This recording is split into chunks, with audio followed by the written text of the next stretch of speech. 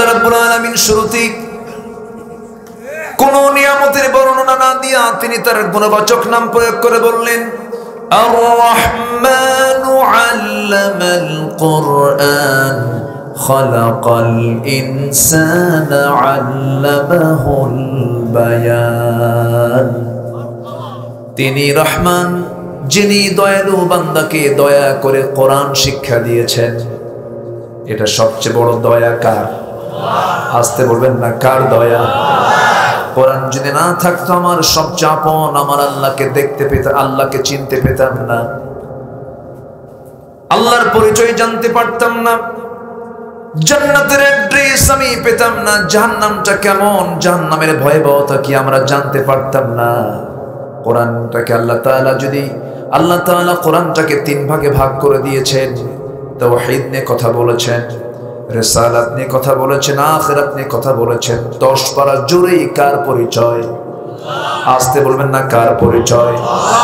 তবে ছোট্ট একটা সূরার ভিতরে আল্লাহ রাব্বুল আলামিন তার পুরো পরিচয়টা সামারাইজ করে দিয়েছেন। যারা পারেন ঠোঁট মিলিয়ে বলুন, কুল হুয়াল্লাহু আহাদ আল্লাহুস সামাদ লাম ইয়ালিদ ওয়া লাম ইউলাদ ওয়া লাম ইয়াকুল লাহু কুফুয়ান আহাদ। আল্লাহ দুই না এক? আল্লাহ পরনির্ভর না স্বনির্ভর? কাউকে লাগে আল্লাহ? আল্লাহর কাউকে লাগে? আমার আপনার? আসতে বলে, আমার আপনার? ঋষি সুনাকের, বরিস জনসনের, জো বাইডেনের, ভ্লাদিমির পুতিনের, সবার লাগে। লাগে না কার? কার লাগে না? ওয়ালাম ইয়াকুল লাহু কুফুয়ান আহাদ। পৃথিবীর কোনো মানুষ একা পারে না, পৃথিবীর কেউ একা কোনো কিছু সম্পূর্ণ করতে পারে না, কিন্তু আমার আল্লাহ হচ্ছেন এমন আল্লাহ, ইন্নামা আমরুহু ইযা আরাদা শাইআন আন ইয়াকুলা লাহু কুন ফায়াকুন। কোনো কিছু করতে নি আমার আল্লাহর কোনো সময় লাগে না, শুধু বলতে দেরি, বাস্তবায়ন হতে দেরি নাই। তিনি কে? আল্লাহ। আমি আয়াতটা বলছিলাম, ছোট্ট বাচ্চাটা পরের আয়াতটা বলে দিচ্ছে, ফাসুবহানাল্লাযী বিয়াদিহি মালাকুতু কুল্লি শাইইন ওয়া ইলাইহি তুরজাউন। ছোট্ট বাচ্চা কে যেন বলল আলহামদুলিল্লাহ বলে। এটাই হলো কোরআনের সৌন্দর্য, এটাই হলো কোরআনের সৌন্দর্য। কোরআন এত বড় কিতাব, অথচ 3 বছর 4 বছরের বাচ্চা কোরআন মুখস্থ করতে পারে। জোরে বলে সুবহানাল্লাহ। হাফেজরা কই? নেমে গেছে? আল্লাহু আকবার। পৃথিবীর সবচেয়ে বড় যোগ্যতা হলো হাফেজ হওয়া। এর চাইতে বড় সার্টিফিকেট পৃথিবীতে নাই। হাফেজ হন অথবা হাফেজের বাবা হন, হাফেজ হওয়ার জন্য কোনো বয়স লাগে না। সারা জীবন পড়ে পড়ে হাফেজ হওয়া যায়। শুধু ছোটতেই হাফেজ হতে হবে এটা আমাদের দেশে শুধু প্রচলিত আছে। সারা জীবন একটু একটু করে পড়েও তো হাফেজ হওয়া সম্ভব না? অসম্ভব? সম্ভব। প্ল্যান করলেন যে এই 1 বছরে বাকারা মুখস্থ করব, আর 1 বছরে আল ইমরান মুখস্থ করব। অসম্ভব না সম্ভব? সম্ভব। শুধু মাথায় রাখতে হবে, একটা করে আয়াত মুখস্থ হবে, জান্নাতের একটা করে তালা পাবো। বাস, এর চাইতে বড় অফার আর কি আছে? অথচ সে হাফেজরা গোটা পৃথিবীর হাফেজকে আমার দেশের হাফেজরা হারায় দিয়ে আসে। আরবের হাফেজ আমার দেশের হাফেজের সঙ্গে পারে না। গত পরশুদিন আমার রাজশাহী মাহফিল ছিল দিনের বেলা। নাজমুস সাকিব, তারপরে সালেহ আহমেদ তাকরিম, মামুন, এরা সব এক মঞ্চে ছিল। আমার আগে তেলাওয়াত করলো তারা, এরপর আমার আলোচনা ছিল। এরা যে কত বড় সম্পদ! অন্যান্য সাংস্কৃতিক অনুষ্ঠানের জন্য, সংস্কৃতিকে ডেভেলপ করার জন্য, ক্রিকেট, ফুটবল, এগুলোকে প্রমোট করার জন্য কোটি কোটি টাকা খরচ করা হচ্ছে। আফসোস, হাফেজরা এত অবহেলিত, এরপরও শত শত দেশের ভিতর থেকে এই বাচ্চাগুলো ফার্স্ট হয়ে সেকেন্ড হয়ে বিশাল বড় পুরস্কার আমার দেশকে দিচ্ছে। বলি আলহামদুলিল্লাহ। গভর্নমেন্টকে ধন্যবাদ, রাষ্ট্রীয় সম্বর্ধনা দিয়েছে সালেহ আহমদ তাকরিমকে, এটা ভালো উদ্যোগ। কিন্তু রাষ্ট্রীয় সম্বর্ধনা কেন দেওয়া হলো? নাস্তিক পাড়ার কিছু নাস্তিকদের গায়ে চুলকানি শুরু হয়েছে। ওরা বলে এটি কোনো যোগ্যতা হলো? কোরআন মুখস্থ করা কি এমন যোগ্যতা? তোর ১৪ গোষ্ঠী নিয়ে আয়। এগুলো বেয়াকুফ। আমার দেশে কিছু উল্লুক ভাল্লুক আছে, আলেমদের নাম শুনলে এদের গায়ে জ্বলে, আছে না? টুপি দাড়ি দেখলে এদের গায়ে জ্বালা পড়া করে। তোমাদের এতই যদি বিরক্ত লাগে, জানাজার জন্য আলেমদেরকে নির্ধারণ করো না। ওদের জানাজা আলেমদের না দিয়া, জানাজা না দিয়া কুকুর সিগারের মতো বিদায় করা দরকার। কিছু দুষ্ট আছে না নাই? ওরা অনেক কিছুই বলতো কিন্তু ভয়ে বলে না। ওদের মনে অনেক কিছুই বলতে চায়। ইসলাম তো আসলে ওদের সহ্য হয় না। মূল হচ্ছে ওদের সমস্যা হলো ইসলাম। ওদের সমস্যা কি?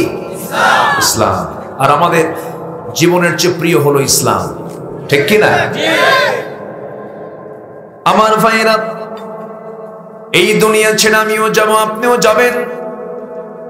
কেউ দুনিয়াতে থাকবো না। এই দুনিয়ার জীবনে বাঁচতে গিয়ে কত ভালোবাসা, কত মোহাব্বত, কত কিছু আমাদের মাঝে পয়দা হয়ে যায়।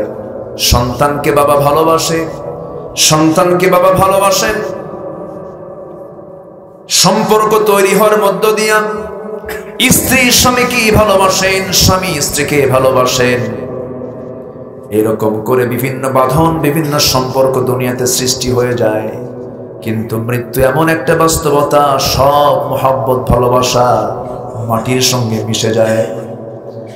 কিন্তু একটা ভালোবাসা, একটা মোহাব্বত কোনদিন মিশে যাবে না, কোনদিন হেরে যাবে না, ফুরে যাবে না। সেটা হলো কার ভালোবাসা? আসতে বলবেন না, কার ভালোবাসা?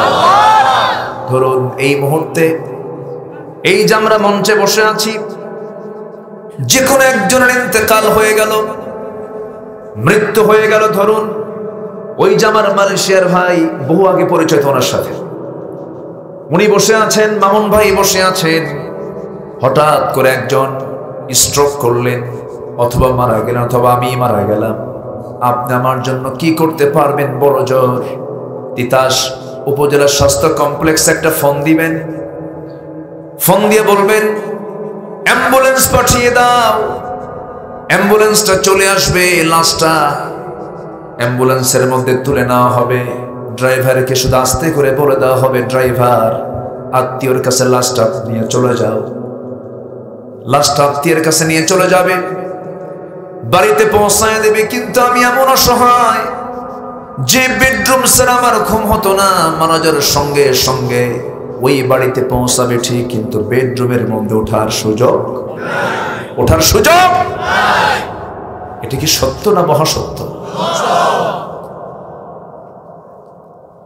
কত স্বপ্ন করলাম আমরা, বারান্দাতেও স্থান হবে না, বাড়ির উঠানের একটা কোনায় একটু পর্দার পরিবেশ তৈরি করে নিথর দেহটা আস্তে করে চকিতে ফেলে দেবে। গরম পানি, গোসল শুরু হয়ে যাবে। গোসলটা হয়ে যাওয়ার পর সবচেয়ে কম দামি সাদা কাফনের কাপড় তিতাস বাজার থেকে কিনে আনবে একজন, দা নিয়ে চলে যাবে বাঁশ কাটার জন্য। আরেকজন যাবে কোদাল নিয়ে কবর খনন করার জন্য। মসজিদে এলান হয়ে যাবে, জানাজা হয়ে যাবে। যে সন্তানটা বাপকে এত ভালোবাসতো, সেই সন্তানটা বলবে তাড়াতাড়ি কবর দাও, তাড়াতাড়ি দাফন করে দাও। লাশটা নিয়ে কবরে রেখে আসবে। ওই যে বিদায়ী হয়ে যাব আমরা, দিন শেষে বন্ধু কেউ না, বন্ধু হলেন আমার একমাত্র, কেবলমাত্র, শুধুমাত্র কে? কে? আরো জোরে কে? আমি যে সূরা থেকে যে দুটো আয়াত আমি তেলাওয়াত করেছি, আল্লাহ রাব্বুল আলামিন এই জায়গায় বান্দাকে ডাক দিয়ে বলছেন, বান্দারে বন্ধু নির্বাচন করতে ভুল করো না। তোমার জীবনের বন্ধু হবে মোট তিনজন। কয়জন বন্ধু বলেন? তিনজন বন্ধুকে তোমরা বন্ধু বানাবে। তিনজনকে যদি বন্ধু বানাতে পারো, এই বন্ধুত্বের সম্পর্ক জান্নাত পর্যন্ত গড়াবে। অস্থায়ী বন্ধুত্ব করে কি লাভ? আল্লাহ রাব্বুল আলামিন বলেন, ইন্নামা ওয়ালিয়্যুকুমুল্লাহু ওয়া রাসূলুহু ওয়াল্লাযীনা আমানুল্লাযীনা ইউকিমুনাস সালাহ ওয়া ইউতুনাস যাকাতা ওয়া হুম রাকিউন। তোমার জীবনে বন্ধু হবে তিনজন। এক নম্বর হলো, এক নম্বর বন্ধু কেউ না, তিনি কে? আসতে বলবেন না, তিনি কে? আল্লাহ। তিনি কোথায় আছেন বলেন? অনেকে চিন্তায় আছে মনে হয় যে কি বলি। তিনি কি খুব কাছে আছেন না খুব দূরে আছেন?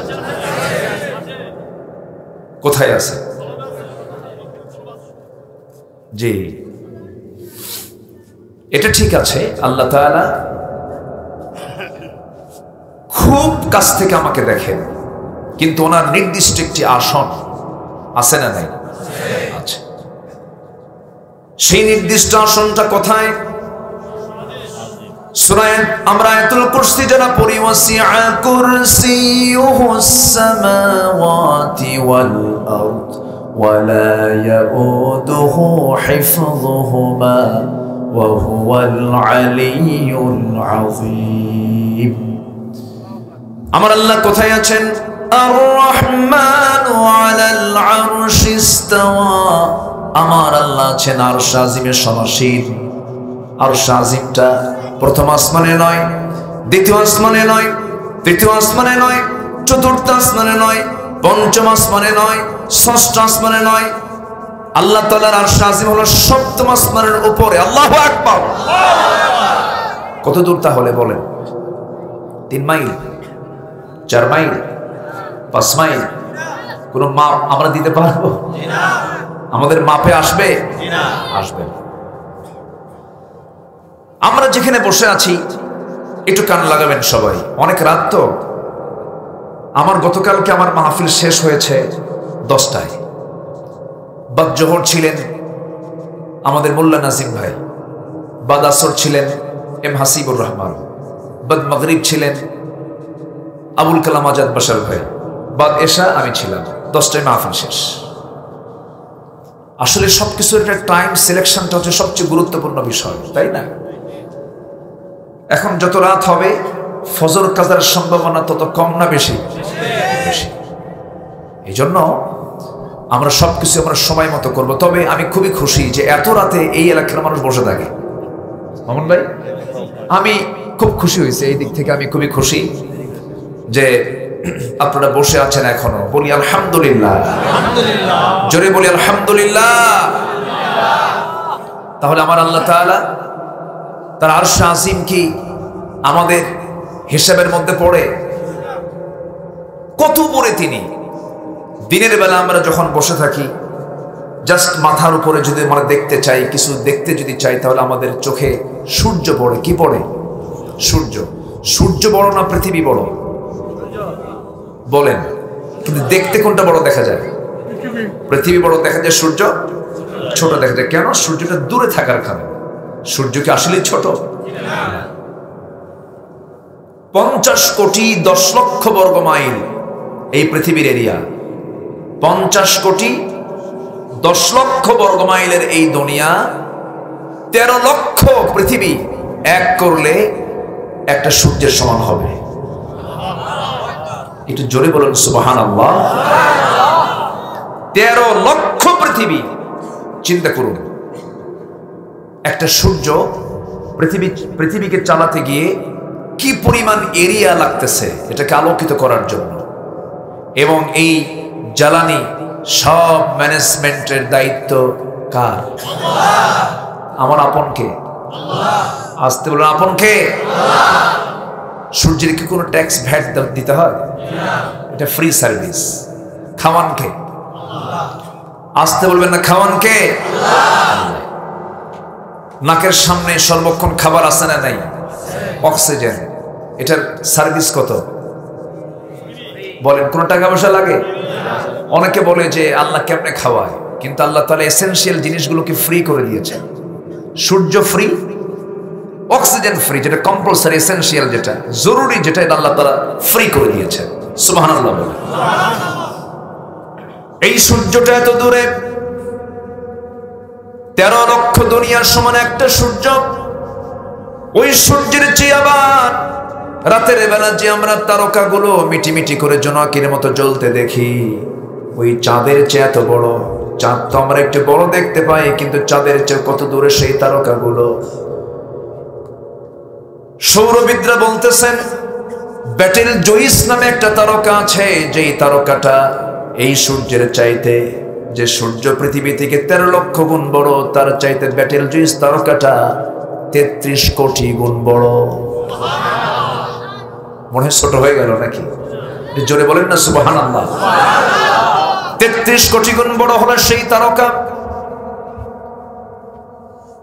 যদি কেউ ওই তারকার দেশে যদি কেউ যেতে চায়, মহাশূন্যে রয়েছে অসংখ্য তারকা, একটা দুইটা নয়। ব্যাটেল জুইস, সুপারনোভা, আড্রা, প্রক্সিমা সেন্টারের মতো অসংখ্য তারকা আল্লাহ রাব্বুল আলামিন মহাশূন্যে ঝুলায় রেখেছেন। এক একটা গ্যালাক্সির ভিতরে কোটি কোটি তারকা আছে, কোটি কোটি গ্যালাক্সি আছে। এক একটা গ্যালাক্সির মধ্যে 50 বিলিয়ন করে তারকা আল্লাহ রাব্বুল আলামিন রেখে দিয়েছেন। আমার বন্ধুগণ, যদি কেউ শখ করে ভাবতেছে চাঁদের দেশে গেলাম, আমরা মঙ্গল গ্রহে গেলাম, আমরা একটু তারকার দেশে যেতে চাই, তারকার দেশে যদি কেউ যেতে চায়, বর্তমান দুনিয়ার সবচেয়ে দ্রুতগামী যানবাহন হলো অ্যাপোলো 11 নভোযান।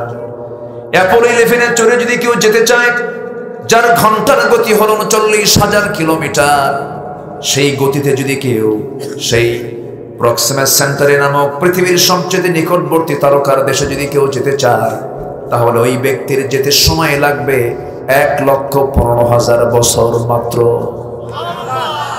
যাবেন কে কে? হাত তোলেন। সম্ভব? আসতে বলেন সম্ভব। ছোটবেলায় আমার শুনতাম আল্লাহ তাআলা সর্বনিম্ন জান্নাত যে বান্দাকে দিবেন, সেই জান্নাতটা হবে 10টা পৃথিবীর মতো একটা জান্নাত।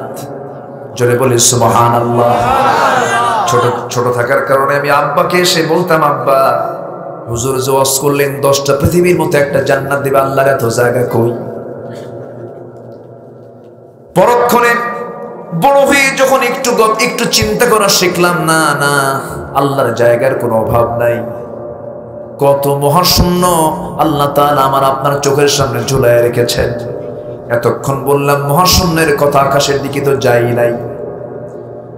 এই বিশাল আকাশ, আবার মহাশূন্য, আবার বিশাল আকাশ, আবার মহাশূন্য, এইরকম করে 7টি আকাশ, 7টি মহাশূন্য।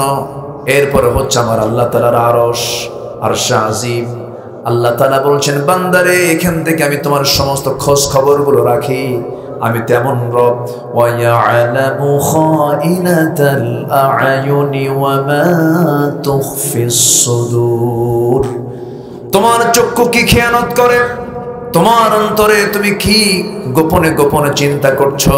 যদি কাউকে যদি মিথ্যা মামলা দিয়ে দেই, সেই মিথ্যা মামলার কারণে যে লেপটা সেল খাটলেন, সে যদি তার স্ত্রী হক আদায় করতে না পারেন, তার মার হক আদায় করতে না পারেন, তার পরিবারের হক আদায় না করতে পারেন, এই যে হক তিনি আদায় করতে পারলেন না, এটার সমস্ত দায় যে মামলা দিয়েছে তাকে বহন করতে হবে। আস্তে কোন কেন? আস্তে কোন কেন?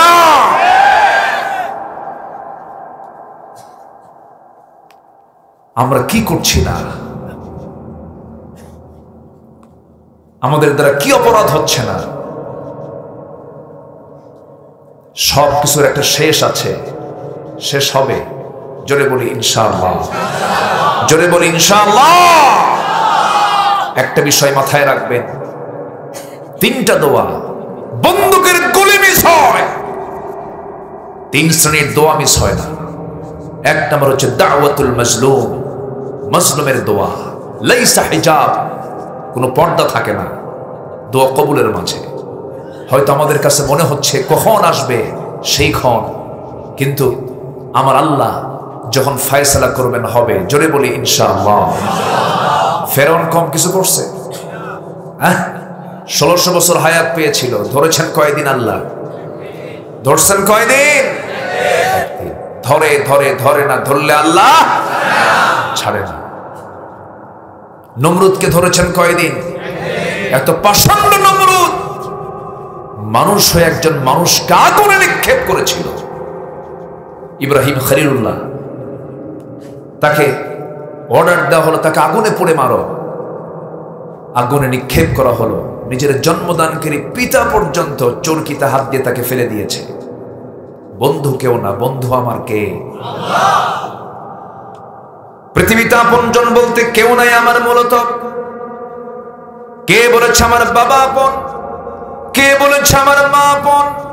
কে বলেছে আমার ভাই আপন? কুল ইন কানা আবাউকুম ওয়া আবনাউকুম ওয়া ইখওয়ানুকুম ওয়া আজওয়াজুকুম ওয়া আশীরাতুকুম ওয়া আমওয়ালুন ইকতারাফতুমুহা ওয়া তিজারাতুন তাখশাউনা কাসাদাহা ওয়া মাসাকিনু তারদাউনাহা أحب إليكم من الله ورسوله وجهاد في سبيله জোরে বলুন আল্লাহু আকবার।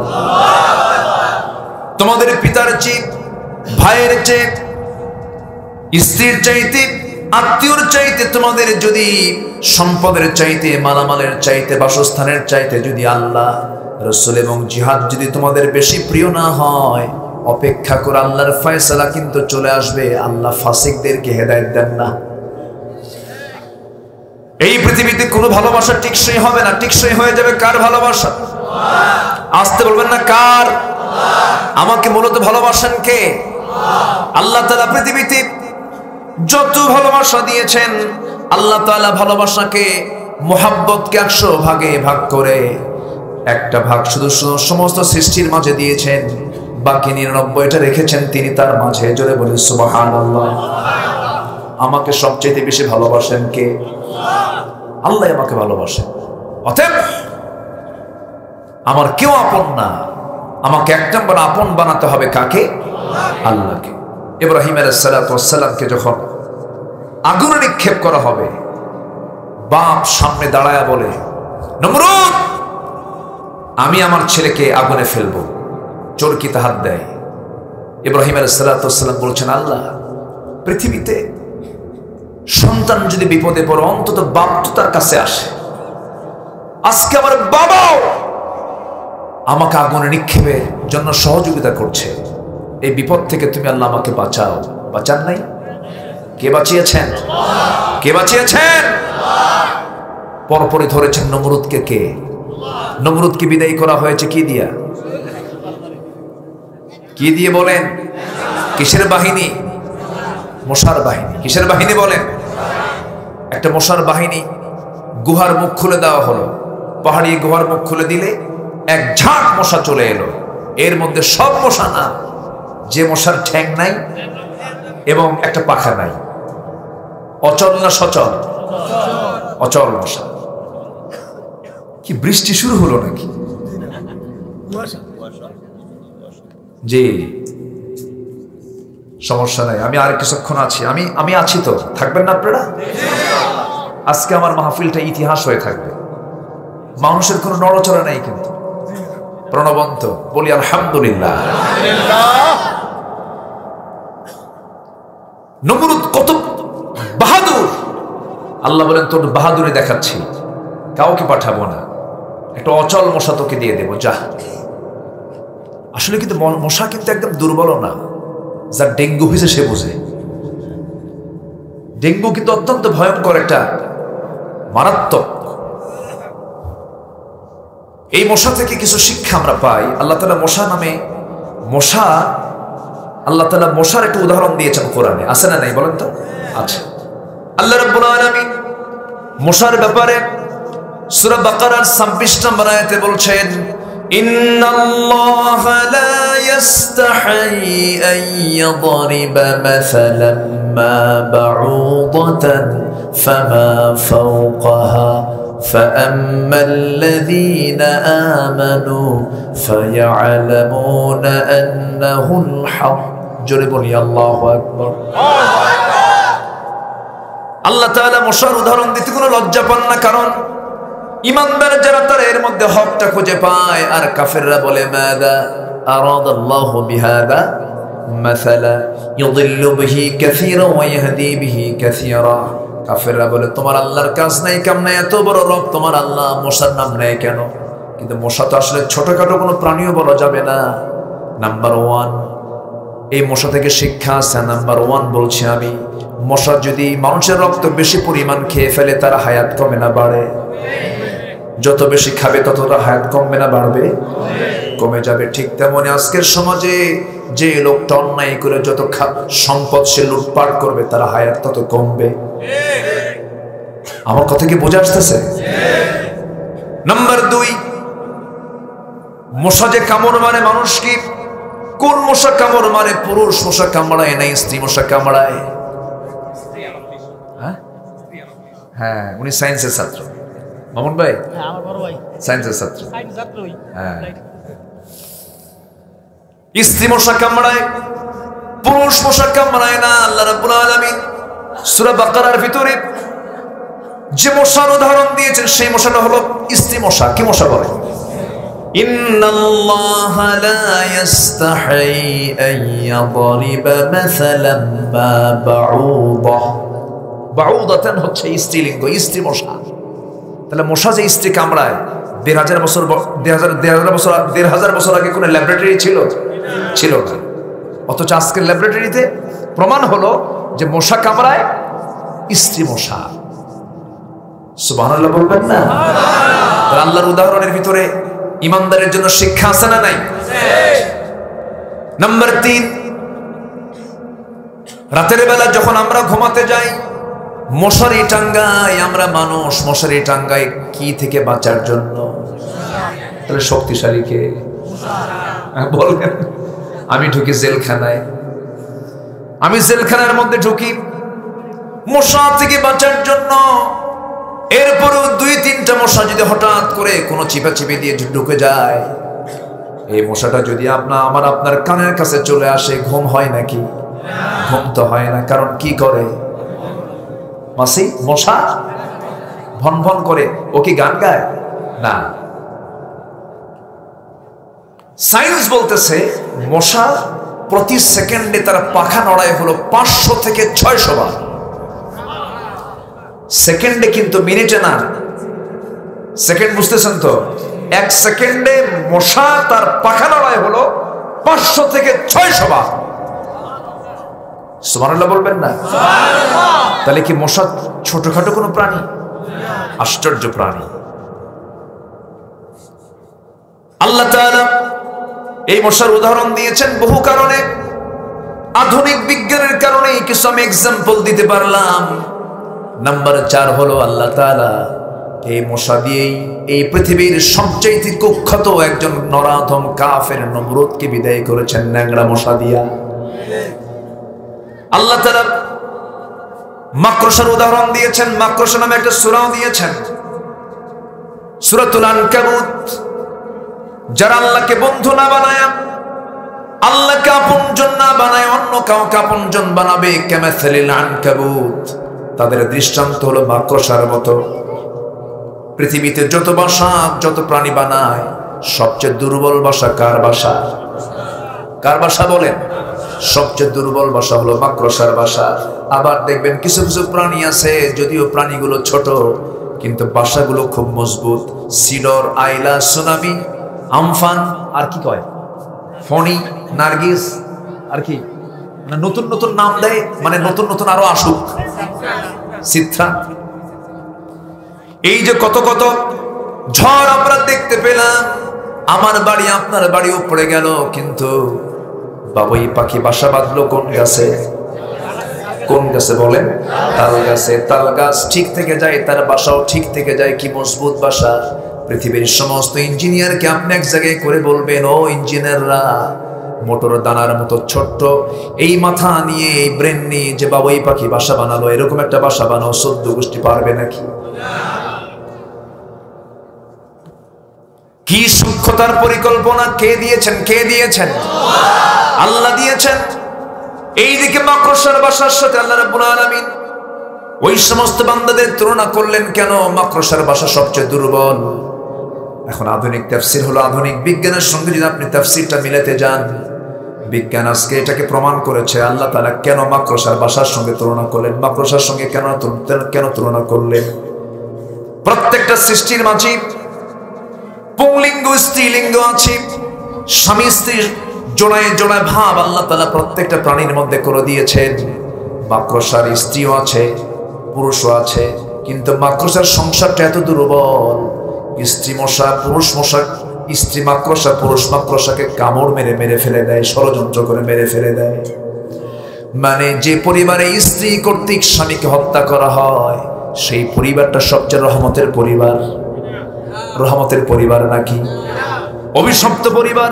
ঠিক তেমন এই দুনিয়াতে যারা আল্লাহ ছাড়া, রাসূল ছাড়া অন্য কাউকে বন্ধু বানাবে, তাদের দৃষ্টান্ত হলো মাকড়সার পরিবারের মতো। মাকড়সার পরিবার যেমন অভিশপ্ত, স্ত্রী কর্তৃক স্বামীকে হত্যা করে, ঠিক তেমন এই দুনিয়াতে যারা আল্লাহকে বাদ দিয়ে অন্য কাউকে বন্ধু বানাবে, তাদের এক্সাম্পলটা হলো মাকড়সার বাসার মতো।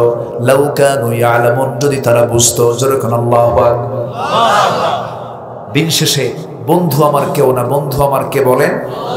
বন্ধু আমার কে বলেন? আল্লাহ। আল্লাহ ছাড়া কোনো গতি আমার নাই। সে আল্লাহর সমস্ত হুকুমগুলো আমার টার্গেট হলো মেনে নেওয়া। আজান শুনবো আমি, আজান শোনার সঙ্গে সঙ্গে আমার কাজ হলো সব কাজ ফেলে আমি কোথায় চলে যাব? কোথায় চলে যাব বলেন? মসজিদে। বান্দা যখন ওযু বানায়, ওযু বানানোর সঙ্গে সঙ্গে হাতের সগীরা গুনাহগুলো মাফ হয়ে যায়। মুখমণ্ডল যখন ধৌত করে, মুখের সগীরা গুনাহগুলো মাফ হয়ে যায়। মাথা যখন মাসে করে, মাথার সগীরা গুনাহগুলো মাফ হয়ে যায়। বান্দা যখন 2 পা ধৌত করে, 2 পায়ের সগীরা গুনাহগুলো মাফ হয়ে যায়। বান্দা যখন কদম ফেলতে ফেলতে মসজিদের দিকে রওনা দেয়, প্রত্যেকটা কদমে কদমে আল্লাহ তাআলা 10টা করে নেকি দিয়ে দেন। বান্দা যখন মসজিদে চলে যায়, নামাজ যখন শুরু করে ফেলে, আল্লাহ বান্দার সামনে দাঁড়ায়া যান। জোরে বলি সুবহানাল্লাহ। কিন্তু দুঃখজনক হলো সত্য, আমার দেশে নামাজি বেশি না বেনামাজি বেশি? আমি কি শেষ করে দেব? যে লোকগুলো উঠে যায়, ওঠার তো সময় হয়েছে, এখন একটু বসেন না। আর কিছু সময় আমি কথা বলতে চাচ্ছি, একটু বসেন, একটু বসেন, একটু বসেন আপনারা। আমি তো অনেক আগে এসেছি, একটু উঠতে দেরি হয়েছে। তো আমার দেশে নামাজি বেশি না বেনামাজি বেশি বলেন? মানুষ বেশি না চোর বেশি? ভালো করে বলবেন। মানুষ বেশি না চোর বেশি? তাই আমি গত বছর এক মাহফিলে গেছি চিটাগাং। ওয়াজ শেষে দেখি আমার জুতা নাই। এমন ওয়াজ শুনছে, জুতা আমারই নাই। মসজিদে গেলে সাথে কি জুতা নিতে হয়? মসজিদে যখন ঢুকি তখন কি সাথে জুতা নিতে হয় না? না বাইরে রাখেন? কই বাইরে রাখেন? আমি যেখানে, জুতাও সেখানে। উপায় নাই, জুতার সামনে রাখতে হয়। একবার জুতার দিকে নজর, একবার সেজদার দিকে নজর। সম্মানিত ভাইয়েরা, তাহলে যে দেশে জুতার মতো একটা জিনিস, মসজিদের মতো একটা পবিত্র জায়গা নিরাপদ না। আচ্ছা, বাজারে গেছেন, সাইকেল রেখে শুধু এইদিকে তাকাইছেন, সাইকেল নাই। বাসে উঠেছেন, পাবলিক, পকেটে কয়বার হাত দেন? বারবার হাত দিতে হয়। টাকা আছে তো? এই বললাম আমার সামাজিক প্রেক্ষাপট। আচ্ছা, সম্প্রতি প্রথম আলো পত্রিকায় দেখতে পেলাম 2000 মুক্তিযোদ্ধা, যারা মুক্তিযোদ্ধার ভাতা নিচ্ছেন, তাদের বয়স 52 বছর। কত বছর? যুদ্ধ করলো কোন বছরে? রুহের জগতে। কোন জগতে বলে? রুহের জগতে। আমরা আমাদের কানে শুনতে পেলাম 2023 সাল এই যে পড়ে গেছে আজকে, দুর্ভিক্ষের বছর। আমি মানি না। থামেন, আমি কই, এটা বলা হলো দুর্ভিক্ষের বছর। জি, খুব দামি কথা বলেছেন, আমি বলবো দুর্ভিক্ষের বছর। আচ্ছা, ভালো কথা, কিন্তু 14 লক্ষ কোটি টাকা দেশ থেকে পাচার করলো কোন পিসাবরা? আসতে কোন করে, জোরে কোন, ঠিক কিনা? উচিত কথায় বন্ধু বেজার, গরম ভাতে। ও এলাকায় আছে কথা।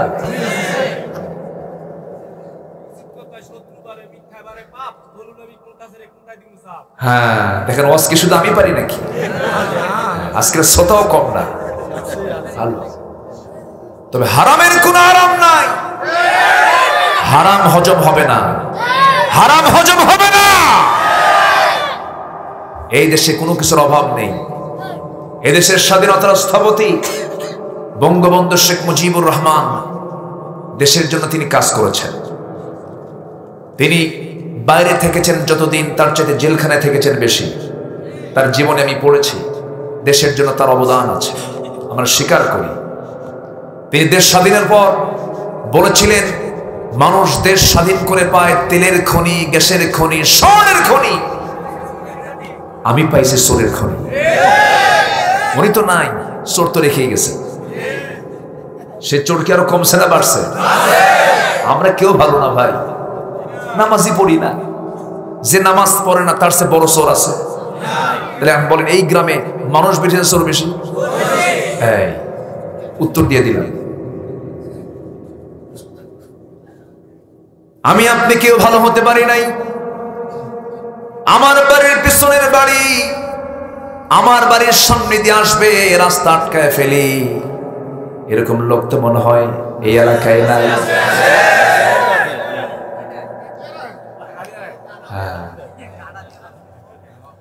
আমরা কই ভালো হয়েছি?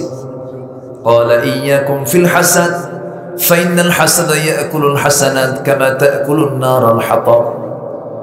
হিংসা থেকে বেঁচে থাকো।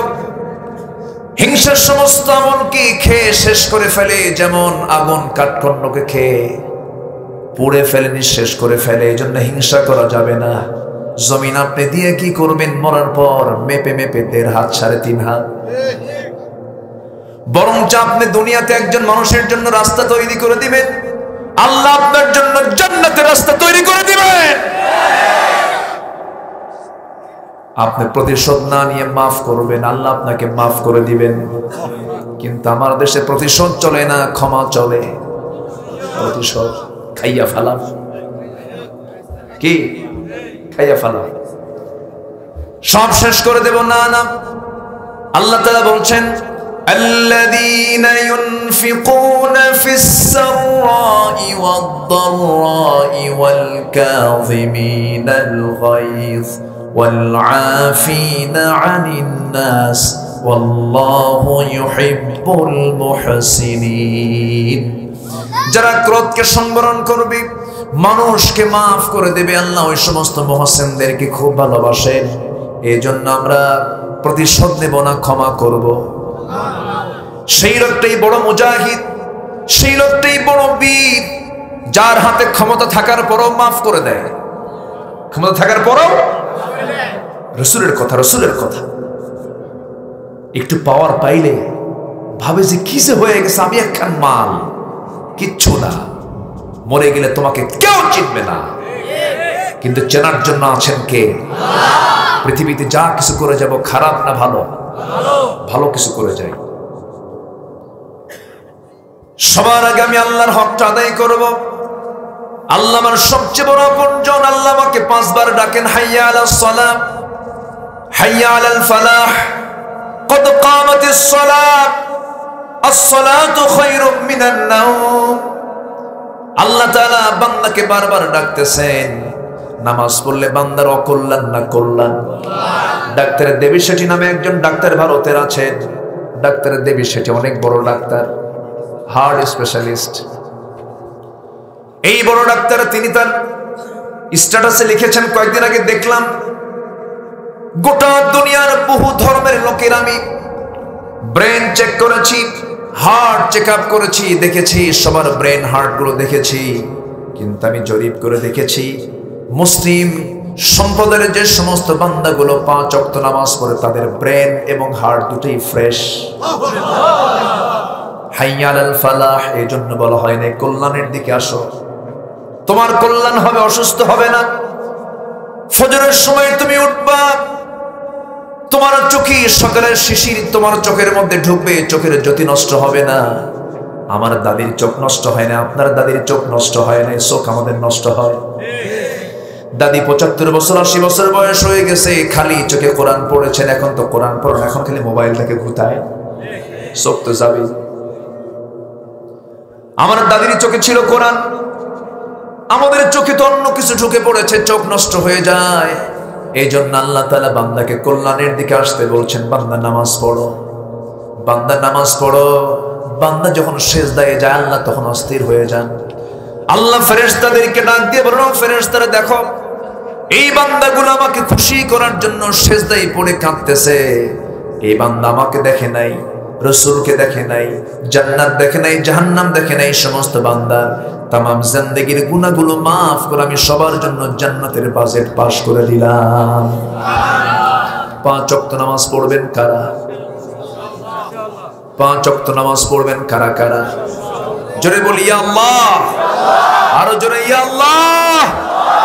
আমাদেরকে 5 ওয়াক্ত সালাত আদায় করার তৌফিক তুমি আল্লাহ দিয়ে দাও। জোরে বলি আমিন, আরো জোরে আমিন। নামাজ তো পড়বো, নামাজ কায়েমের দরকার আছে না নাই? নামাজ কায়েম কি সবাই করতে চায়? নামাজ কায়েমের আন্দোলনে সবাইকে থাকতে চায়? নামাজ আদায়ে কোনো বাধা নাই। আপনি আমেরিকায় নামাজ পড়েন, বলবে ঠিক আছে মসজিদ বানায় দিচ্ছি। আপনি ইউরোপে যান, নামাজ পড়বেন, ওই দেশের সরকার পর্যন্ত মসজিদ বানায় দেবে, কোনো সমস্যা নাই। কিন্তু নামাজ কায়েমের কথা বলবেন, আপনাকে জঙ্গিবাদের তকমা লাগায় দেবে। নামাজ পড়তে কেউ বাধা দেবে না, কিন্তু নামাজ কায়েম যখন হবে, নামাজ কায়েম মানে হলো সেই সমাজে কোনো সুদের কারবার থাকবে না, জেনার কারবার থাকবে না, মদের কারবার থাকবে না, ঘুষের কারবার থাকবে না, জুলুম নির্যাতন থাকবে না। এখন আপনি যদি নামাজ কায়েমের সংগ্রাম করতে জানেন, যারা জালিম ওরা তো বাধা দেবে, যারা সুদখোর ওরা বাধা দেবে। এলাকায় কি সুদচুদ আছে? আছে। করবো, কথা বলবো, কথা বলবো।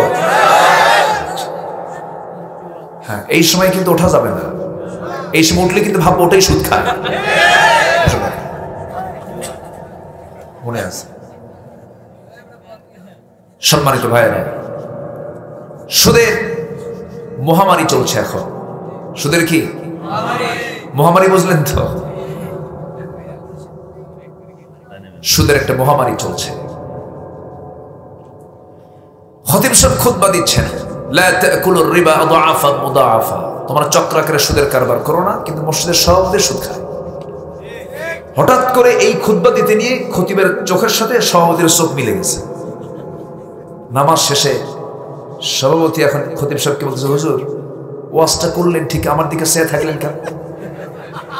কি কথা কি বুঝতেছেন আপনারা? সম্মানিত ভাইয়েরা,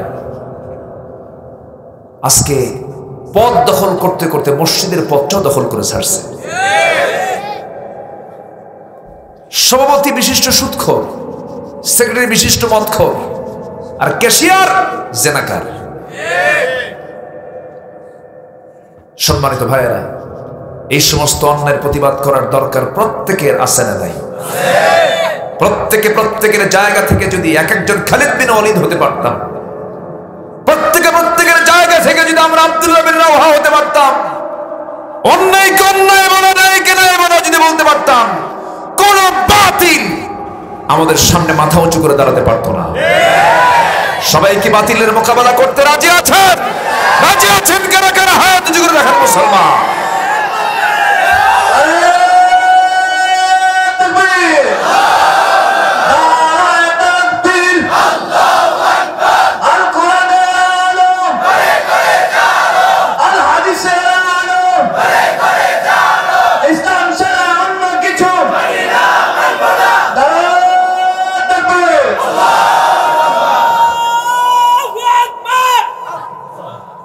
মাশাআল্লাহ মাশাআল্লাহ। আমার আল্লাহ ইনশাআল্লাহ। জি আসেন দোয়া করি নাকি? আলাইকুম আসসালাম। চালাবো? কষ্ট হচ্ছে না তো? আশেপাশে মাইকের আওয়াজ শুনে অসুস্থ মানুষের তো বিরক্ত হতে পারে। আমাদের সব দিকে খেয়াল করতে হয়। 12টা ক্রস করলে কিছু তাহাজ্জুদ গুজার আছে, তারা সিজদায় পড়ে কাঁদে। আছে না নাই? আছে না নাই? সব দিকে খেয়াল করতে হয়। জি আমি খুবই খুশি, আমি আনন্দিত।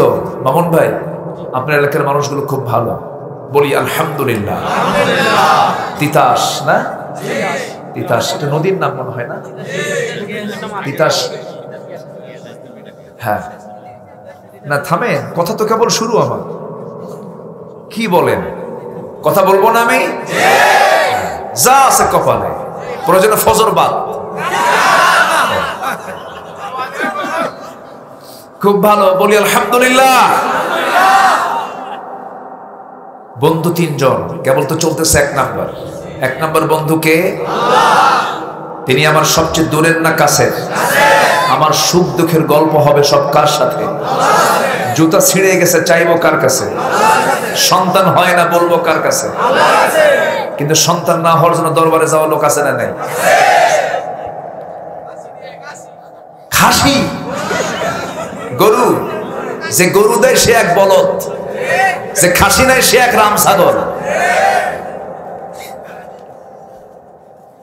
নিজের মায়ের খবর রাখে না, বাবার খবর রাখে। ওই যে দরবারের বাবা, আসল বাবার খবর নাই। কিন্তু যিনি কবরে শুয়ে আছেন তিনি তো বড় বিপদে আছেন। যে কবরে সে কি নিরাপদে আছে না বিপদে? কবরবাসী আপনাকে কি করবে? কবরবাসীর কোনো ক্ষমতা নাই। উনি ওনার আমলনামা নিয়ে ব্যস্ত। লাহা মা কাসাবাত ওয়া লাকুম মা কাসাবতুম। সে যা অর্জন করেছে তার, ওয়া লাকুম মা কাসাবতুম, তুমি যা অর্জন করেছো তোমার, কেউ কারো না। রাসূল নিজে বলেন লাইয়ান জুহাদুম মিনকুম, কেউ নাজাত পাবে না। সাহাবীরা বলেন আপনি? আমিও নাজাত পাবো না, আমিও নাজাত পাবো না। আল্লাহু আকবার। হায়রা পীরের ঠ্যাং ধরে জান্নাত পার হয়ে জাহান্নামে যাবে। যা তুই জাহান্নামে। নিজের আমলনামা হতে হবে 16 আনা। নিজের আমলনামা ছাড়া কোনো মূল্য নেই। তাই যদি হতো তাহলে আমার নবীর আপন চাচা আবু তালেব নবীর জন্য কি করেন নাই? জেল পর্যন্ত খেটেছেন, নবীকে ভাষা শিখিয়েছেন, নবীকে মারতে এসেছে আবু জেহেলরা আবু তালেবের সামনে দাঁড়িয়ে তার প্রতিবাদ করেছেন। এত বড় বড় নবীর পাশে দিকে তার সহযোগিতা করার পরেও তিনি জান্নাতি না জাহান্নামী? কেন জাহান্নামী? কারণ তার মধ্যে কি নাই? ঈমানটা নাই। ঈমান থাকতে হবে 16 আনা। বিশ্ব নবীর মতো মানুষ, যার মর্যাদা কত বেশি, তিনি সিদরাতুল মুনতাহা পেরিয়ে দুনিয়া থেকে তিনি আরশ আজিমের মেহমান হয়েছিলেন। এত দাম আল্লাহ তাআলা যাকে দান করেছেন, সেই নবীজি তার আপন চাচাকে জান্নাত নিতে পারবেন না, কারণ তার কোনো আমল নাই। ইব্রাহিম আলাইহিস সালাতু ওয়াস সালাম তিনি তার বাপ আজরকে জান্নাত, সেই কঠিন কণ্ঠকে কিরণ ময়দানে আমার আমলনামাটা আমার জন্য বিশাল বড় সহায়ক হয়ে যাবে। আমলনামা আমরা মজবুত করব, শিরকের কাছে যাব না। আল্লাহকে যদি বন্ধু বানাতে চাই, সবচেয়ে আল্লাহ বেশি খুশি হন বান্দা যখন শিরকের কাছে না যায়। আল্লাহ বলছেন বান্দারে তুই কি আমার সঙ্গে সাক্ষাৎ করতে চাস নাকি? সাক্ষাৎ করার জন্য আমি তোকে আমল শিখিয়ে দিচ্ছি, 2-3টা আমল তুই শিখে নে। فمن كان يرجو لقاء ربه فليعمل عملا صالحا ولا يشرك بعبادة ربه أحدا। তুমি নেক আমল করো, শিরক মুক্ত হয়ে আমার কাছে আসো, আমি নিজে তোমার সঙ্গে জান্নাতে সাক্ষাৎ করব। আল্লাহু আকবার। শিরক করো না। কোন কবরে গিয়ে মাজারে গিয়ে সেজদা দিও না। সেজদার জায়গা শুধু একটা, সেটা কার সামনে? আসতে বলবেন না কার সামনে? এই মস্তকটা যদি আপনি কারোর সামনে সঁপিয়ে দেন, আপনি ঈমানটা চলে যাবে।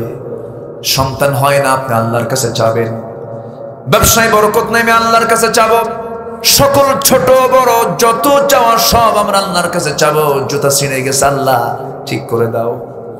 আল্লাহকে যে যত কাছে টানবে আল্লাহ তার দিকে তত কাছে আসবেন। ইদা তাকাররাবাল আবদু ইলাইয়া, যখন কোনো বান্দা আমার দিকে হেঁটে হেঁটে আসে আমি তার দিকে দৌড়ে দৌড়ে যাই। যখন কোনো বান্দা আমার দিকে 1 হাত আগায় আমি তার দিকে 10 হাত আগাই। আল্লাহ আমাকে মাফ করতে চান, কিন্তু আমরা মাফ চাইতে জানি না। আল্লাহ 12টার পরে রাত যখন গভীর হয়ে যায় প্রথম আকাশে চলে আসেন, ফি সামাইদ দুনিয়া, প্রথম আকাশে এসে বলেন আলা মিন মুস্তাগফিরিন ফাগফির লাহ, কোন ক্ষমা প্রার্থী আছো আমার কাছে মাফ চাবে আমি তাকে মাফ করে দেব। কার সন্তান হয় আমি তাকে সন্তান দেব, কার কি সমস্যা আছে সব সমস্যার সমাধান দিয়ে দেব, সেজদায় পর আমি তোকে সব দিয়ে দেব। যদি আল্লাহ এই দুনিয়াতে আমাকে না দেন ভাববেন আপনাকে আখিরাতে দেওয়া হবে। যদি এই দুনিয়াতে এখন তাড়াতাড়ি দেওয়া হচ্ছে না আপনি ভাববেন আপনাকে একটু পরে দেওয়া হবে। মন কখনো খারাপ করা যাবে না, কারণ এই দুনিয়া হলো ক্ষণকাল আর মরার পরে হচ্ছে চিরকাল। কাল তো দুইটা, একটা ইহকাল আর একটা পরকাল। দুনিয়াটা হলো ক্ষণকাল, পরকালটা হলো চিরকাল। সেই চিরকালটা আমরা যদি জান্নাত পেতে চাই সবার আগে বন্ধু পাতবো কার সাথে? আল্লাহর সাথে। আল্লাহকে আগে সবার আগে চিনতে হবে। আল্লাহকে চিনবো আমরা, আল্লাহকে মানবো আমরা। আল্লাহকে মানার অন্যতম প্রমাণ হলো সকল হারাম বর্জন। আল হালালু বাইয়িন ওয়াল হারামু বাইয়িন, হারামটাকে ছেড়ে দেব, হালালকে গ্রহণ করব, জিনাকে না বলবো, বিয়েকে হ্যাঁ বলবো। আজকের সমাজে বিয়ে বেশি না জিনা বেশি? যুবকরা আজকে নষ্ট হয়ে যাচ্ছে। যুবকরা তোমরা যদি আল্লাহর পক্ষ থেকে যদি অবারিত রিজিক পেতে চাও তোমরা 3টা কাজ দ্রুত করে ফেলবা। 3টা কাজ। কয়টা কাজ? 3টা কাজ করবা। যুবকদের জন্য 3টা আমল শিখিয়ে দিচ্ছি। নাম্বার 1 হলো তোমরা যদি আল্লাহর রিজিকটা বেশি পেতে চাও তাড়াতাড়ি বিয়ে করবা। কি মন খারাপ করলেন নাকি? হ্যাঁ, একজনকে 3টা করবে দেখেন, একটাই করে না। আজকের সমাজে বিয়ে বেশি না জেনা বেশি? জেনা বেশি। আমার নবীজি বিয়েটাকে কঠিন করেছেন না সহজ করেছেন? নবীজি তার মেয়েকে বিয়ে দিবেন, ফাতিমাকে বিয়ে দিবেন, কিন্তু বিয়ে দেওয়ার জন্য রাসূল যখন প্রস্তাব দিলেন সাহাবীদের মাঝে খেজুর বাগানের মালিক চলে আসলেন, বড় বড় টাকা পয়সার মালিক চলে আসলেন। রাসূল বললেন কেউ আমার পছন্দ না, আমার পছন্দের মানুষ এখন আমার সামনে আসে নাই। সাইয়েদনা আলী নবীর সামনে দাঁড়ালেন। নবীজি তার সালামের উত্তর নিয়ে বলছেন আলী তুমি আমার কাছে কেন আসছো বলো তো? হুজুর কি জন্য আসছি নিজেও জানি না। তুমি কি আমার মেয়েকে বিয়ে করবা নাকি? হুজুর দিলে করা যায়। রাসূল বলেন মেয়েকে যে বিয়ে করবা তোমার কাছে কোনো টাকা পয়সা আছে নাকি? হুজুর টাকা পয়সা পাবো কই, ঘরই নাই আমার। সুবহানাল্লাহ বলবেন না? রাসূল বিয়েটাকে ইজি করে দিয়েছেন। রিজিকের দায়িত্ব কার? যে বলে কি করে খাওয়াবো, বউ কি হাতি নাকি? একটা বউ আপনি রাখতে পারবেন না কেন? জিনা করবেন, গুনাহ হবে। গুছিয়ে বিয়ে করা, কে বলেছে গুছিয়ে বিয়ে করা? মাছ মারতে গেছেন, মাছ মারতে গিয়া জাল ভরা মাছ মেরেছেন, কিন্তু মাছ মারার মাছ ধরার যে পাত্র এটাকে এলাকায় কি বলে জানি না, কি বলে? ডুলা। ডুলা। আচ্ছা ডুলার তলা নাই, মাছ মারলেন, মাছ থাকবে নাকি? মাছ থাকবে না। তলা যেহেতু নাই মাছ থাকবে কেমনে? আপনি যত কামাই করবেন বউ থাকবে না, আপনার টাকা পয়সা থাকবে না। বউ হলো ওই ডুলার তলা। কি কথা কি বোঝা গেল? গুছিয়ে বিয়ে নয়, বিয়ে করে গুছিয়ে নিতে হবে। আমার নবীজি মেয়েকে বিয়ে দিলেন ঘর ছাড়া, টাকা পয়সা ছাড়া, ক্যাশ ক্যাপিটাল ছাড়া, তাকওয়ার ক্যাশ। আল্লাহু আকবার বলেন। মুত্তাকি একজন ছেলেকে চয়েস করলেন, বিয়েটা হয়ে গেল। রাসূল বিয়ে দিবেন, ও আলী কি আছে তোমার বলো তো? হুজুর কিচ্ছু নাই, এই যে তরবারি, এই যে ঢাল। রাসূল বললেন ঠিক আছে ঢাল সারা যুদ্ধ চলে, ঢালটা বিক্রি করে আনো, ঢাল বেচার ওই টাকাই হবে তোমার বিয়ের মহরানা। ঢাল বিক্রি করতে গেছেন। সাইয়েদনা ওসমান সামনে দাঁড়িয়ে বলছেন আলী সকালবেলা তুমি সাত সকালে তুমি ঢাল বিক্রি করতে আসছো কেন? কি হয়েছে তোমার? বিয়ে ঠিক হয়েছে। কার সাথে? আপনার শালীর সাথে। ঠিক আছে ঢালটা দাও। কিনে নিলেন। ঢাল কিনে নেওয়ার পর 2 হাত 3 হাত আগে গেছেন। পিছন থেকে ওসমান বলছেন আলী কিছুক্ষণ পর তুমি আমার ভাইরা হবে, তোমাকে আমি এটা গিফট করলাম। ঢালটা নিয়ে চলে গেলেন, নবীর সামনে দাঁড়ালেন। রাসূল বলছেন আলী রে ঢাল মনে হয় বিক্রি হয় না হুজুর। ঢাল তো বিক্রি হয়েছে, হাতে হাতে ঢাল কেন হুজুর? বিক্রি করেছি, হাদিও পাইছে। কে কে করছে এই কাজ? ওসমান। লোক আর খুঁজে পাও নাই। আমার বড় জামাই ওসমান কাকে বলে আসছো তুমি? আমার নবীজি সাইয়েদনা আলীকে বললেন, ঠিক আছে তোমার সঙ্গে আমার মেয়েকে বিয়ে দিচ্ছি। মেয়ের কাছে গিয়ে বলছেন, মা আমি এমন একজন ছেলে তোমার জন্য পছন্দ করে দিলাম, বিয়ে হয়ে যাবে তোমার সাথে তার। আমি তোমার জন্য দোয়া করি এবং তোমাকে কথাও বলে দিচ্ছি, মৃত্যুর দিন পর্যন্ত তুমি স্বামীর ঘরে থাকবে, কিন্তু স্বামীর বিরুদ্ধে যেন একটা নালিশও যেন আমার কানে না আসে। জোরে কোন সুবহানাল্লাহ। মেয়েদের বিয়ের পর সবচেয়ে উত্তম বাড়ি বাবার বাড়ি না স্বামীর বাড়ি? এই বিষয়টা আমার মারা মাথায় রাখবেন। আলোচনা শুনতেছেন কিনা জানি না। সংসার ধ্বংস হওয়ার একটা অন্যতম কারণ হলো যে মেয়েরা নিজের বাপের বাড়ি প্রভাব স্বামীর বাড়িতে খাটায়। এরকম কিছু ফ্যামিলি আছে না নাই? এই প্রভাব খাটাতে গিয়ে সংসার ভেঙে যায়। নবীজি বললেন, স্বামীর কোনো কথা যেন আমার কানে না আসে, কোনো দুর্নাম তুমি করতে পারবা না, যাও যাও করে খাও। কিন্তু আজকের সমাজে কিছু কিছু মেয়ের বাবাও আছে, মেয়েকে বিয়ে দিয়া মেয়েকে সাহস দিয়ে বলে, যা তুই স্বামীর ঘরে যা, যদি কিছু বলে আমারে ফোন দিবি, খাইয়া ফালাবো। এরকম কিছু আছে না নাই? হ্যাঁ, ধরে নিয়ে আসে। আমার নবীজি বিয়েটাকে ইজি করে দিয়েছেন, বিয়েটাকে সহজ করে দিয়েছেন। যুবকরা নাম্বার 1, দ্রুত বিয়ের চিন্তা করবা। রিজিকের ফয়সালা কে করবেন? কে করবেন বলেন? পৃথিবীতে যত বড় বড় মহামনীষীর জীবনটা ঘেটে দেখো, তাদের বিয়েটা হয়েছে আগে। নাম বললে অনেক লম্বা হয়ে যাবে, তাদের বিয়েটা হয়েছে আগে। স্ট্যান্ডার্ড এজ হলো বিশ্বনবীর স্ট্যান্ডার্ড এজ 25 বছর। মুহাম্মদ সাল্লাল্লাহু বিয়ে করে 40 বছরে, বিয়ে করে 50 বছরে। আজকে যত বড় শিক্ষিত তত বড় বিয়ে করতে আগে হয় না পরে হয়? পড়তে পড়তে বুড়া, মাথার চুল নাই, ছাদে মাল নাই। ছাদে কি নাই? ব্যাংকে টাকা আছে। 50 বছরে বিয়ে করে, 60 বছরে বাচ্চার বাপ হয়। বাচ্চাটাকে সাথে নিয়ে রাস্তায় হাঁটে, জনগণ বলে, এই ছেলে এটা তোমার দাদা না নানা। লাভ হলো কি? ঠিক কিনা?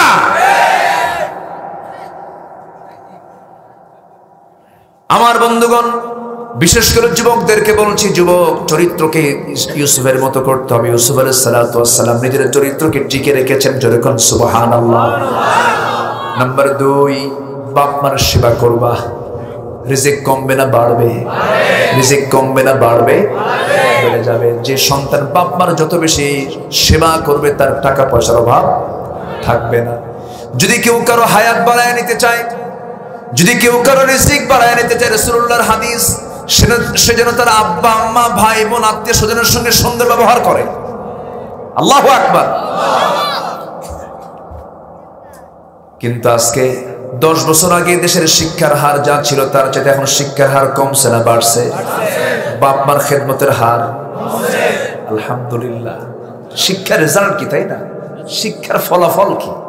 শিক্ষার ফলাফল হলো বাপ মার সেবা কমছে। এগুলো কি শিক্ষা? শিক্ষার মধ্যে সমস্যা আছে না নাই? কোন শিক্ষা ইসলামের বাইরে নয়। মেডিকেল সমস্যা নাই, ইঞ্জিনিয়ার সমস্যা নাই, যা পড়বেন সমস্যা নাই, কিন্তু সমস্ত সিলেবাসের সঙ্গে জড়িয়ে দিতে হবে কিসের সিলেবাস? কিসের সিলেবাস বলেন? কোরআনের সিলেবাসটা ঢুকায় দিতে হবে, তাহলে বৃদ্ধাশ্রম গড়ে উঠবে না আমার দেশে। দুঃখজনক, অত্যন্ত পোড়া কপাল আমার দেশে বৃদ্ধাশ্রম গড়ে উঠেছে। ওই ধানমন্ডি থেকে, বাড়িধারা থেকে বুড়া মানুষগুলোকে নিয়ে যায়, কোন গ্রাম থেকে যায় না। কিন্তু গ্রাম থেকে যায়? আমি চ্যালেঞ্জ দিলাম, গোটা পৃথিবীর কোন বৃদ্ধাশ্রমে একজন হাফেজ, একজন আলেমের বাপ মাকে দেখতে পাবেন না। দেখতে পাবেন কাদের? যাদের কোরআনের জ্ঞান নাই, হাদিসের জ্ঞান নাই। হয়তো ডাক্তার হয়েছে, ইঞ্জিনিয়ার হয়েছে, কিন্তু কোরআনের শিক্ষা পায় নাই। ইংলিশ মিডিয়াম, হ্যাঁ ইংলিশ মিডিয়াম। যে সন্তান বাপ মাকে দেখার সময় পায় না, সব কাজের সময় পায়, ওই সন্তান সন্তান নয়। আল্লাহ তুমি সবাইকে বোঝার তৌফিক দাও, জোরে বলি আমিন। কয়টা কাজ? তিনটা। নাম্বার 1, বিয়ে শাদী করা। যুবকরা তো খুশি হওয়ার কথা, কিছু কয় না দেখি।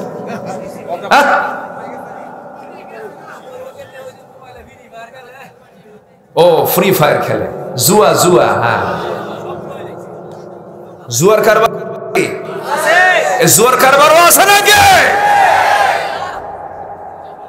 এগুলো করা যাবে না, এগুলো হারাম। ইন্নামাল খামরু ওয়াল মাইসিরু ওয়াল আনসাব ওয়াল আজলাম রিজসুম মিন আমালিশ শাইতান ফাজতানিবু। মদ জুয়া সব শয়তানের কাজ। কার কাজ? শয়তানের কাজ। এগুলো থেকে আমরা বিরত থাকবো, জোরে বলি ইনশাআল্লাহ। যদি আমাকে একটু 9টায় যদি উঠায় দিতে পারতেন না, খুব ভালো হতো, আমি আরো মন খুলে কথাগুলো বলতে পারতাম। মাদ্রাসা, সব দিকে তাকাতে হয়। সম্মানিত ভাইয়েরা, নাম্বার 2, বন্ধু বিলাবো আমরা আমাদের প্রিয় রাসূল সাল্লাল্লাহু আলাইহি ওয়াসাল্লাম। আর যুবকদের জন্য 3টা কাজ। 1 নাম্বার হচ্ছে বিয়ে করা তাড়াতাড়ি, জেনা থেকে বাঁচার জন্য, এবং একটা সুশৃঙ্খল জীবন গড়ার জন্য। একটা জীবন সঙ্গীর দরকার আছে না নাই? আছে। আদমের জান্নাতে ভাল লাগলো না, জান্নাতেও কারে ছাড়া? আসতে কয়। তাহলে আমার বাপই যদি পাগল হয়, আমাদের পাগল হওয়া লাগবে না? অন্যের বউ না কিন্তু, বিয়ে করে বউ, এটা যেন মনে থাকে। আবার নাম্বার 3 হলো কি বলে, নাম্বার 1 হচ্ছে দ্রুত বিয়ে করা, নাম্বার 2 হচ্ছে বাপ মার সঙ্গে বাপ মার সেবা করা, নাম্বার 3 হচ্ছে আল্লাহর ভয়। কার ভয়? আল্লাহর ভয়। ওয়াত্তাকুল্লাহ, এখানে রাসূলকে ভালোবাসা, আর হচ্ছে ওয়াল্লাযীনা আমানু, যারা ঈমানদার তাদেরকে ভালোবাসা। ইনস্তাহাব্বুল কুফরা আলাল ঈমান, তোমরা তোমাদের বাপ ভাইকেও বন্ধু বানাতে যেও না যদি তোমার বাপ ভাই যদি ইনস্তাহাব্বুল কুফরা আলাল ঈমান, তারা যদি ঈমানকে, কুফরকে যদি ঈমানের উপরে প্রাধান্য দিয়ে দেয়, কুফরকে যদি ঈমানের উপরে প্রাধান্য দেয়, তো সে সময় তোমার বাপ ভাইও তোমার বন্ধু হবে না। কিন্তু আল্লাযীনা আমানু, ঈমানদাররা তোমার কি হবে? বন্ধু হবে। আল্লাহ তাআলা এই 3 জন বন্ধুকে আমাদের চিরস্থায়ী বন্ধু হিসেবে বানানোর তৌফিক দান করুন। 5 ওয়াক্ত নামাজ আদায় করার তৌফিক দান করুন। নামাজ আদায়ের পাশাপাশি নামাজ কায়েমের সংগ্রামে, ইকামত দ্বীনের সংগ্রামে সবাইকে শামিল হওয়ার তৌফিক দান করুন। নামাজ কায়েমের আন্দোলনে যারা শামিল না হবে,